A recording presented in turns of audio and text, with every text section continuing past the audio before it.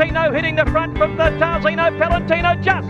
Mongolian Khan surging through. Mongolian Khan from Haralki and Volkstock and Barrel. But the cleaner won it. The cleaner by Link Mourinho. 20, 30 James, 30 it in, 30 it on out, 30 it on out.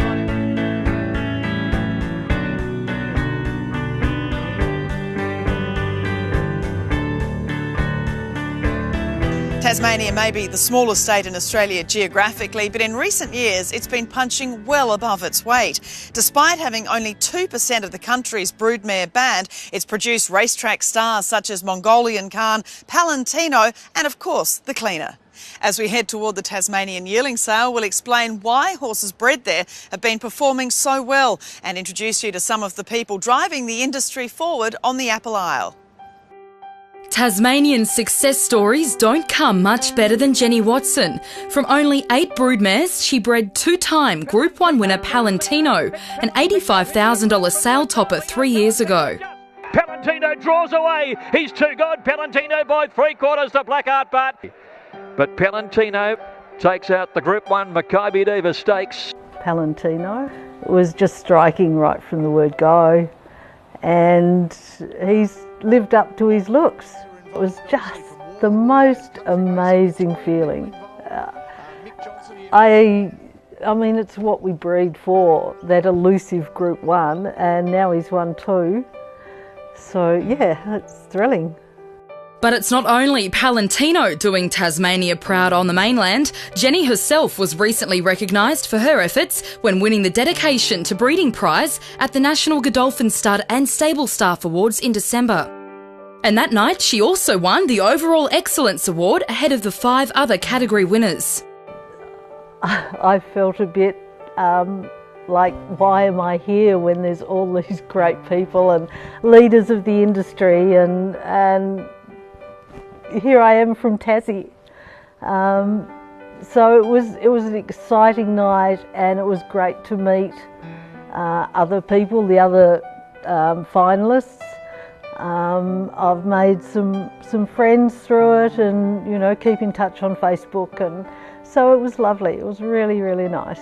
Jenny won her award for her work as foaling supervisor at Armidale Stud for the past 35 years. Armidale, situated in the picturesque Meander Valley in the north of the state, is perhaps Tasmania's best-known stud and is now in the 3rd generation of the Wishaw family. We've been involved in racing in Tassie since the 1960s. My late grandfather was a good sportsman, and when he retired from playing cricket and footy, got into horse racing and pretty much started the stud in the mid-60s. Started Standing Stallions in 1964, and my mother and father took it on in the 90s, and yeah, I guess I'm trying to fly the flag today. For David, Armidale's success and that of Tasmania's is based on more than simply carrying on family traditions. It really is some of the most fertile land in Australia. The climate is much more temperate and cooler than mainland Australia. I draw the analogy to it's more like Ireland and New Zealand than anywhere else in Australia. Obviously I've got a bias for it down here. We've grown up down here. I just think the horses do very well. They're probably slightly slower maturing than in a lot of the hotter places in Australia, but I think in doing that they probably lay down plenty of bone, and they're normally really sound. There's something that if you go back through a lot of the Tassie stats, the horses are very sound, and I think that's got to do with their sort of slower growth pattern, I think. When you see stats like Tassie producing more Group 1 winners per mare population than anywhere else in Australia, I think it makes you sit back and think, crikey, they mightn't have the best genetics down here, but they must be doing some things right. So I think a few people have probably stood up and had a look in the last couple of years and realised we are punching well above our weight. The Wishaws are no strangers to standing good stallions. In recent years, they've had Savoir Vive, sire of the Cleaner, and Danehill's son Ladoni, sire of million-dollar earner Lady Lynette. In the 1970s, French import St Breville sired Tasmania's best ever galloper, Citizen, who won the Caulfield, Moonee Valley and Sandown Cups, as well as the Queen Elizabeth, BMW and Caulfield Stakes at Weight for Age. The farm has just announced Group 1 place getter Alpine Eagle will join its stallion roster this year, but it needs further an Encosta de Lago half-brother to multiple Group 1 winner Hallowed Crown, who was already making his mark with his first runners. And when we saw his dam side, it just had stallion written all over it for me. Obviously Zabeel, he's under the third dam, and for such a great sire, and a sire in a similar climate to us in New Zealand, we jumped on a plane and looked at him and bought him the day we saw him. It's a great family. Obviously, it was franked when Hallowed Crown came out and won 2 Group 1s. It's early days, but with Needs Further having sired a pair of 2-year-old winners before Christmas, it looks like Armadale's investment will pay off. To have Needs Further get off on the start he has, he's obviously got 2-year-old speed on his dam side. His dam Crown Glory ran second in the slipper, but we never expected him to throw early 2-year-old runners based on the climate and the type of mares he got. But for him to be equal first season sire before Christmas on winners, I think was just huge. For buyers attending the Magic Millions Tasmanian Sale on February 16, there will be plenty of opportunities to buy stock of Needs Further, with the young stallion represented by 22 lots in the 133 horse catalogue. After the break, we look at the upcoming Tasmanian Yearling Sale and incentives for buyers to turn up at Launceston on February 16.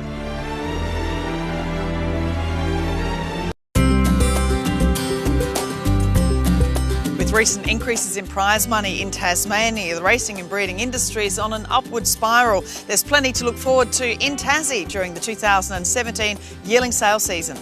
Magic Millions representative Tim Brown believes the sale can continue to grow after strong results last year. The average was up to 22,500 last year, which again was a massive increase from 10,000 3 years ago. A reflection on the stock and the buying bench coming down. I think this year's book is very good. We've got 49 individual stallions represented, which is a phenomenal number in any sale. So there's a great diversity for the buying bench. There's some Victorian families which they're familiar with, and the usual farms down here which are synonymous with Tasmania, Armadale, Grenville, Brooklyn Park, Alva, have got good drafts. And also some of the mainland trainers are realising that these horses are good horses. They're race horses they're buying. Among the buying bench who have been frequent visitors to Tasmania are Darren Weir, John McArdle, Denise Martin, Simon Zara and Matthew Ellerton, as well as Ken Keys and Terry O'Sullivan. The reason they keep returning is it's a small sale, it's a select sale, and they've had great results from the sale. They understand the product they're looking at. They probably come down, the horses aren't pushed along probably quite as hard as they are for a lot of other sales. So they come down buying horses which have got improvement in them. They know they can get people in at at an entry level into racing that's affordable, and they've had damn good success. As I said, none of them have got a Golden Slipper winner out of Tassie, but they've had plenty of stakes horses. With 40 lots in the sale, Armadale has the biggest draft and will continue to do so for the foreseeable future. But we're also very conscious that we need the support of Magic Millions in Tasmania. And by taking all our best horses out of Tasmania every year, it probably weakens the draft down in Tassie and probably makes it less appealing for others to come to Tassie. So I've been very conscious that we need to leave some really nice horses down here in Tassie to lure people down, I guess, and often they'll come down to look at a horse by a mainland sire, and they'll often take one home by ours. Having sold the top 4 lots last year, David is hoping for further success in 2017. I think our best colt is by Needs Further. He's out of a mare, a Savoir Vive mare called Phil's Choice. She's had 1 to race for 3 wins. So it's a half to Moonlight's Choice, and it's with Darren Weir. We've got a lovely get up and run colt out of Love the Moment. She's a stakes placed full sister to Iggy McCool, who's a stakes winner in Victoria. The colt's by Caroscio. He looks like a really get up and run colt, looks like he'll go early. As far as the fillies go, we've got a gorgeous half sister to Up Cups, who won both the Launceston and Hobart Cups last year. We're preparing her on behalf of Rick and Tina Polly, who have been long time farm clients, and she's just got that X factor. She moves really well, she's got a heap of class. I think she's a real standout. But once again, it's a pretty even draft. I could pick out 10 horses that I'd talk about and love, but I guess they're horses that have caught my eye and I really like. Another stalwart of the Tasmanian industry is Graham McCulloch, breeder of Mongolian Khan. Graham's Grenville stud will be represented by 18 yearlings, and like David, he believes the Tasmanian environment provides the perfect start for a young thoroughbred. I think our horses are a bit tougher, and I think we're very passionate about our horses in Tassie, and I think we've got fantastic country to rear the horses on, and I think that's our biggest asset probably, and it's probably not broadcast enough really, that I think our country that we rear our horses on, we breed tough, sound horses down here in Tasmania. Asked to highlight his best, Graham points to a full sister to recent Flemington listed winner Kenja Wood. She's a lovely big strong filly, and Kenja Wood's going so well on the mainland, and his last two starts he's won at Caulfield and Flemington, and won a listed race, I think it was at Caulfield in his last start. So yeah, she'd be the standout of my draft, but I've got quite a few other nice horses there, fairly even draft, but I'd have to say she's the standout. But Graham is already looking forward to the 2019 sale, when he'll have a yearling to offer by Mongolian Khan. Yeah, and I've been lucky enough to send a mare to him, and got a mare in foal to him over there in New Zealand, so yeah, that's nice. Hopefully first stallion that I've bred to have a mare in foal to him. Yeah, hopefully we'll bring him back to, or the progeny back to Tassie, and probably sell it in Tassie. For those on the hunt for the new Palantino, Jenny Watson offers 5 yearlings, with her favourite being a son of Needs Further. He's just a stunning horse, but they're all really nice types, and they've all been raised exactly the same as Palantino, so fingers crossed there might be another one amongst them. Unlike other states, those running racing in Tasmania play a key role in supporting February's sale. 4 or 5 years ago we joined a tri-party agreement with Tas Breeders and Magic Millions to conduct the sale, and I suppose Tas Racing's taken on an operational nature and assisted Magic Millions in the marketing of the Tassie sale, and I think the results of the past 3 years has really seen that involvement between the three parties and that relationship that's been put together really coming ahead. And Tas Racing recognised the need for breeding to remain sustainable. Yeah, look, the breeding industry is vitally important to Tasmania. It contributes economic activity to the state, provides employment, and it also provides the racing population required, or helps assist the racing population required for the number of race meetings that we put on. One local stallion with 3 yearlings in the sale, who was already writing his name into the record books, is Wordsmith. His owners and Tasmanian racing's biggest supporters, Paul and Elizabeth Geard, had tried to buy Written Tycoon as a stallion prospect, but instead returned from a Melbourne sale with the son of Testarossa.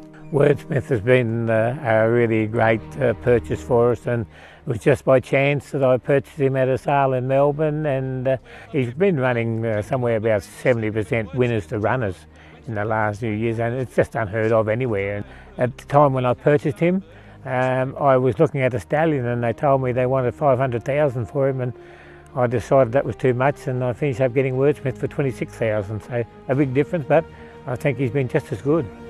Yeah, looking at his success, I guess, and we're looking at about 60% winners to runners and 6 or 7% stakes winners, and this is just unheard of. And I know there's been some good stallions in Tasmania, but there's none has ever come up like that.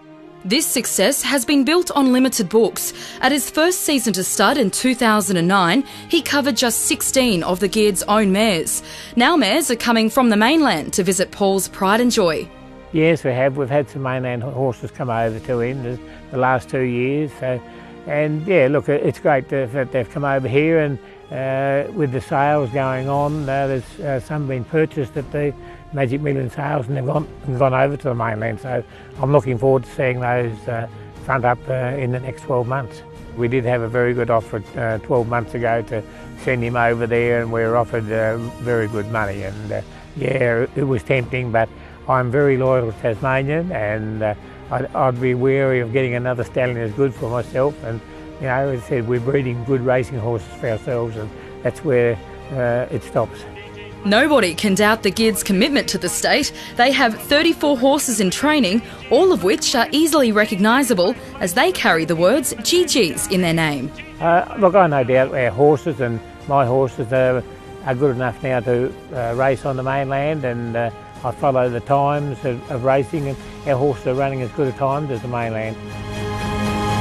Coming up, another Tasmanian training establishment setting records, the envy of any state in Australia.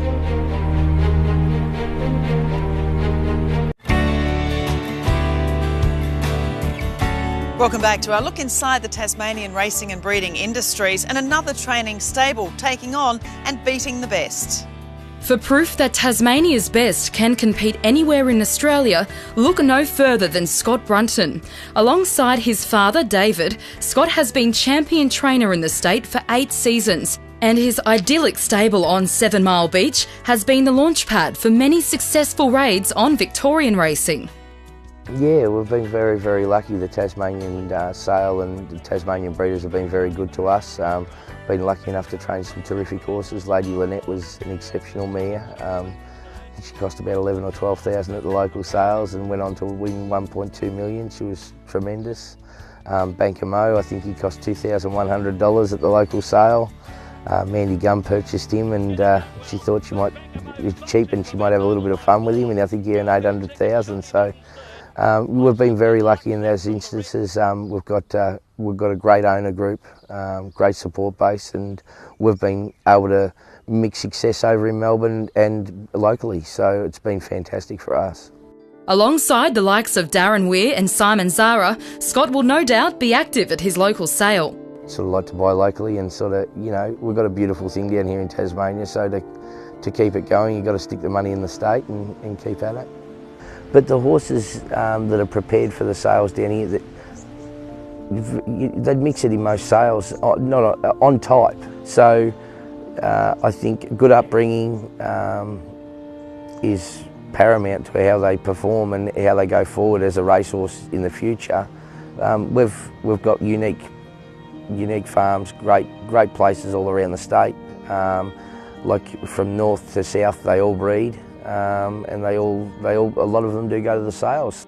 And for those thinking about racing a horse in Tasmania, Scott says the rewards are significant when compared to the lower costs. We charge a lot lower rate than the Victorians or like you say, Sydney siders. It's just to work in with the economy down here, I guess. So it's a cheaper way to have your horse trained. You know, this is seriously good prize money for the amount of money you're paying for the horses and for the amount of money you charge to train the horses down here.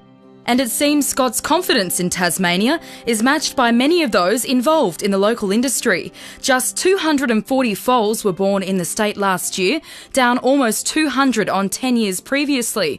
Those breeders that remain are committed to the cause. I've got big visions for the Tassie industry. I really believe it's a great place to breed horses. I'm hoping we can encourage some more investment here.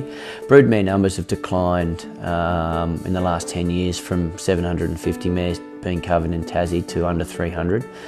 So it's obviously a huge decline. I really think we can turn that round. I'd love to see the broodmare numbers get back up to 500 or 600 and us be producing enough racing stock to support the racing industry down here. The broodmare band in their own has narrowed but strengthened.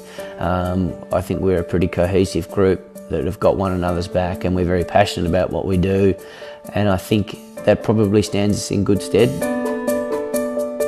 Buoyed from her triumph as a Group 1 winning breeder and recognition for her contribution to the thoroughbred industry, Jenny Watson agrees.